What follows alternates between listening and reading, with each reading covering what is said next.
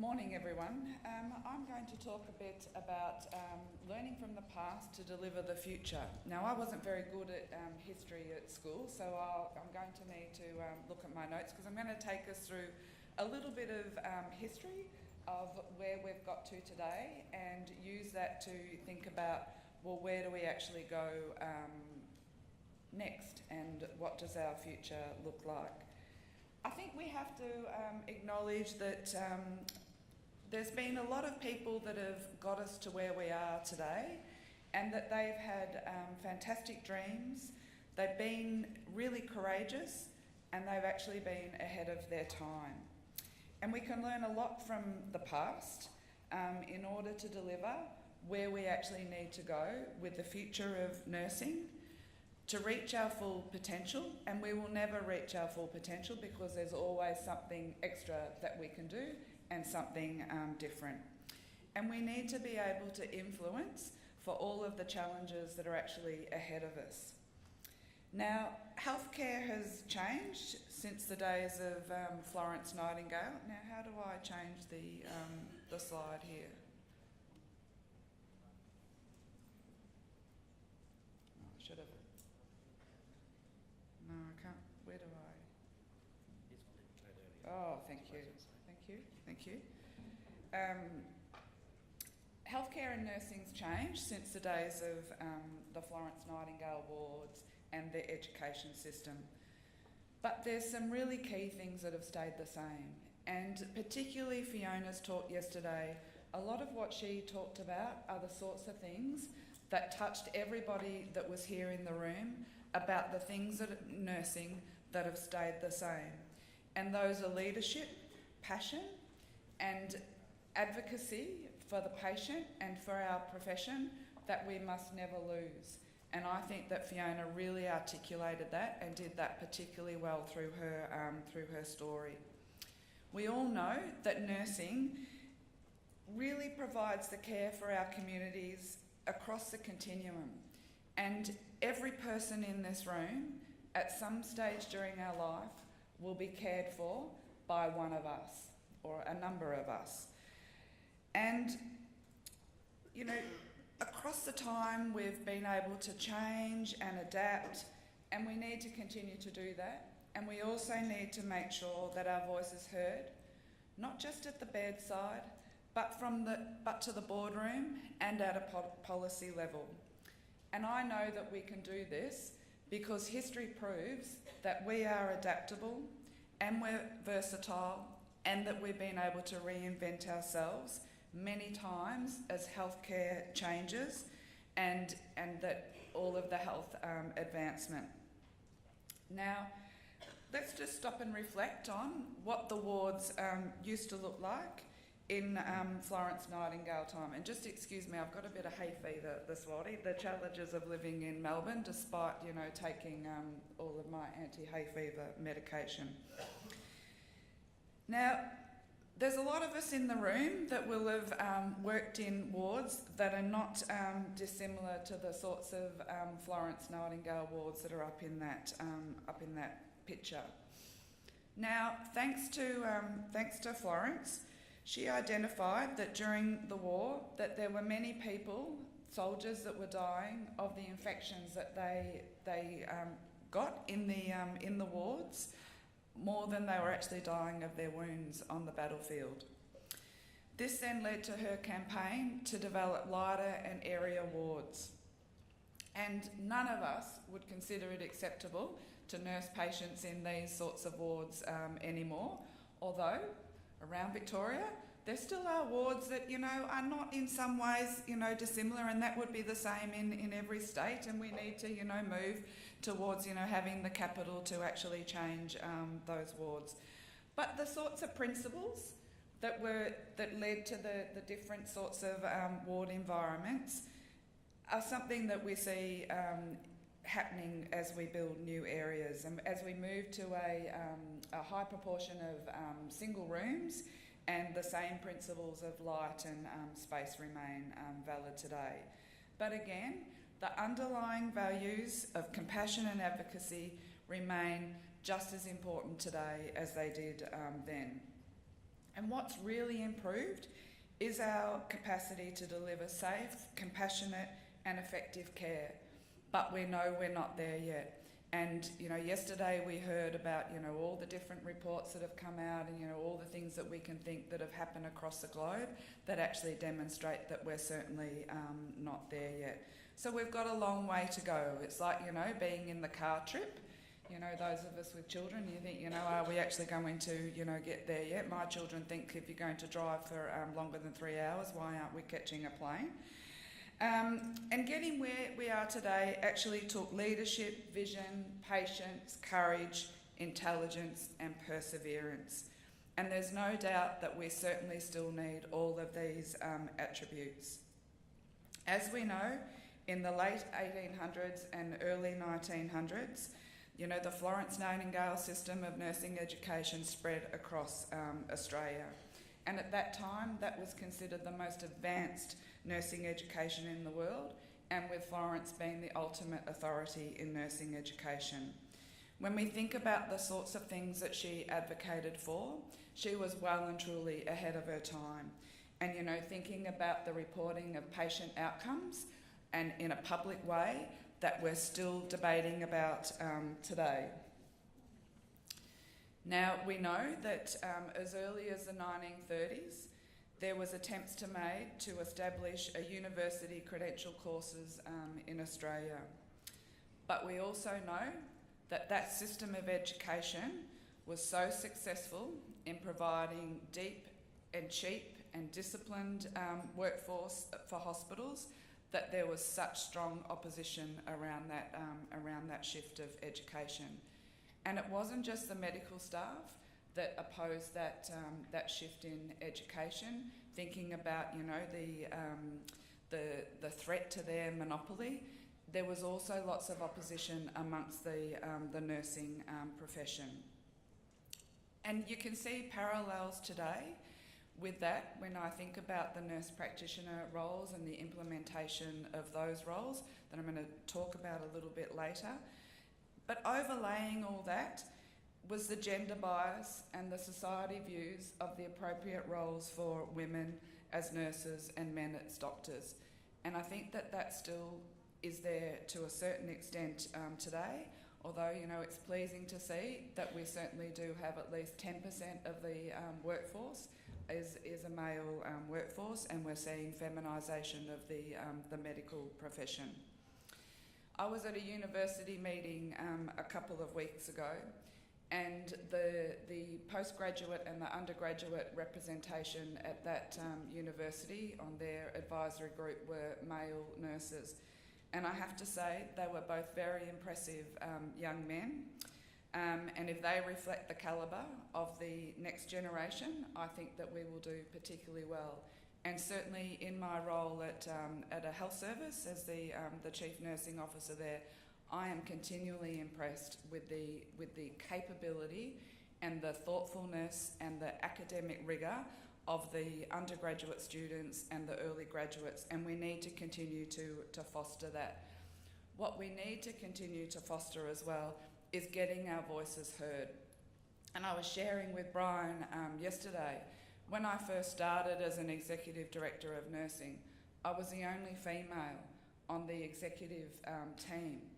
And how challenging that was, not just the only female, but there, as part of my portfolio, representing nurses, and how challenging that was to actually get my voice heard amongst all of those male voices.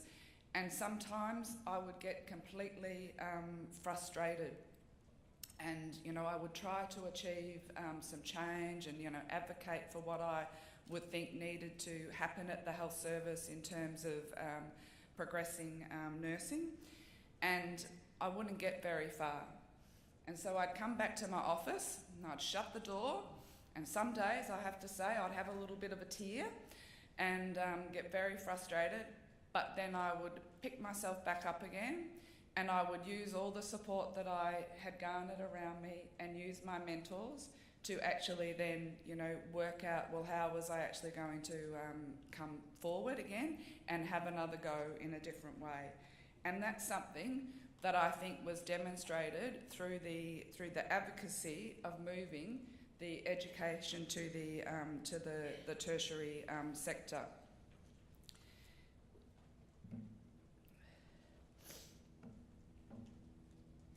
So things have moved quite significantly, and if I look at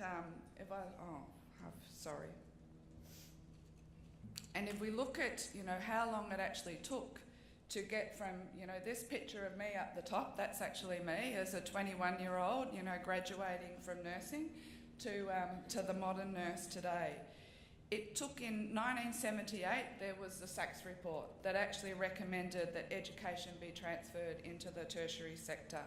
And it wasn't until 1984, so that's 6 years after that report, that the Interjurisdictional Committee reached a consensus that that education should be transferred to the tertiary sector, and that legislation was finally passed on the 24th of August that year. And that's basically when I finished my nursing education. But it actually then took until 1993 for all of nursing, pre-registration nursing, to transfer to the tertiary education sector. So that's not all that long ago in the scheme of things, and the older I get, the less time that actually seems to have occurred. So if my maths are correct, and finance isn't particularly my strong point, but I've got better at it, by the mid to late 2030s, there'll no longer be us nurses working in the system that were trained in the hospital-based model, and that's not really all that far away. The nurse of today has got a very different frame of experience than certainly I had as a young nurse. And I've already talked about the actual awe that I have of these young graduates and undergraduates and the sorts of things that they think about it. And it's that path that was led by the people that have gone before us to become a more educated workforce, and the campaigns that have allowed us, that have gone before us, that now we take for granted that we're going to be tertiary educated. And we heard from Tanya yesterday about our requirements around CPD and lifelong learning, that's actually, we take that for granted. And certainly, when I talk at the postgraduate graduation that I've been part of at Austin Health, I talk to the nurses as they graduate with their postgraduate certificate that is really just the beginning of their journey of being excellent in that chosen area of nursing. And I think that we have to be thankful for those that have made that possible. So where to from here? Nursing will be different in the next 30 years, and it continues to be different. Just think about how technology has changed, and we heard yesterday about the influence of ICT and how that's the change of that over the last 20 years. And it wasn't that long ago that a plain X-ray was about the best that we had, and now we've got MRIs, genetic sequencing, and of course telemedicine. And there's much conversation about nurses operating at full scope of practice and continuing to push the boundaries of practice in a safe and measured way. And it wasn't that long ago that blood pressure was considered to be the doctor's domain. And when I come back to the nurse practitioner roles, I was in the executive director of nursing role when nurse practitioners were first started to be introduced here in Victoria, and we were really fortunate. We had really good support from the medical director of the emergency department and from our CEO. We set up a steering committee, but by God we had opposition around that. But we actually managed to get that through, and now at that health service there's another 12 nurse practitioners. So we just need to continue to be to consider ourselves as full partners with the medical staff and other professionals. And when I think about those nurse practitioners in ED, and by God they got a hard time, and it was really challenging.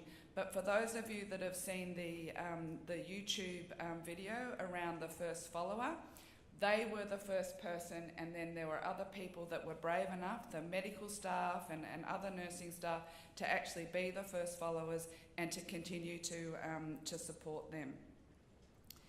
Now, we heard yesterday as well about being a leader, and certainly, you know, when I look back at that picture of me as a newly graduating nurse, at 21 years of age, I didn't think that I would be standing here today talking to you. I would never have believed that.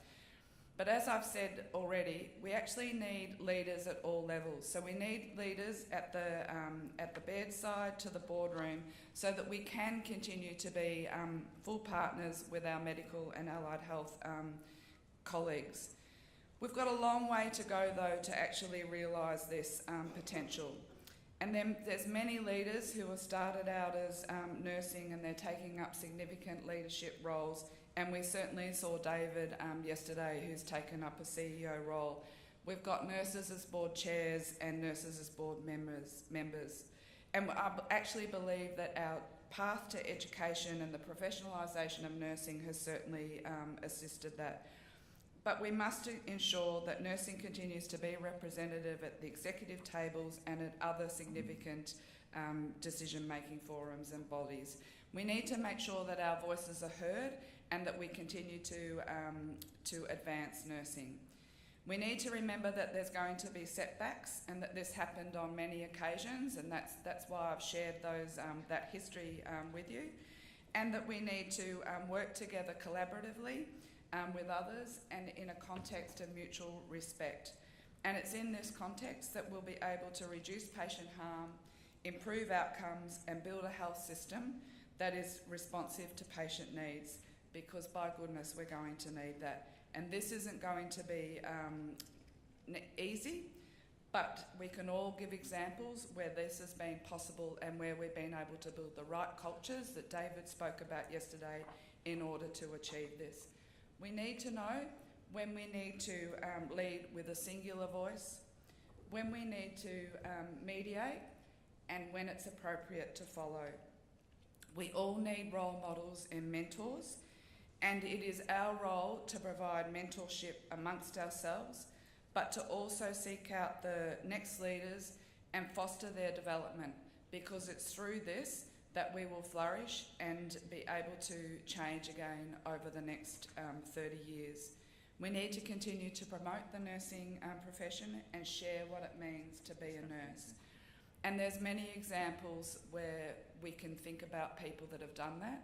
For example, those that on Facebook, I saw something from a Queensland nurse who posted a Facebook response to when the person at the local store said, "Oh, you're just a nurse."